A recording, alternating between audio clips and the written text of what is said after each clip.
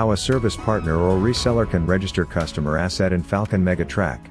Go to falconmegatrack.com website, log into your service partner account, and click on Login. Click on Register Vessel. Enter the data in all text fields. It is mandatory.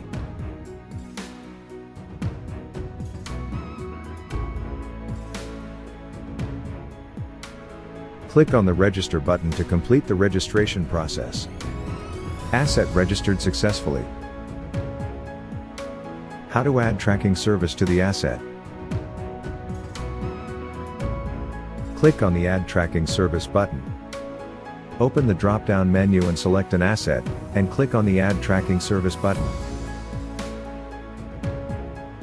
Open the drop-down menu and select a terminal, and a billing plan. Read the billing plans carefully before selecting them.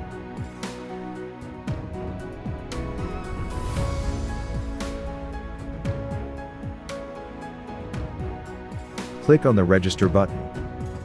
Asset registration has been completed. For further assistance, send an email to support@falconmegasolutions.com. Thanks for watching.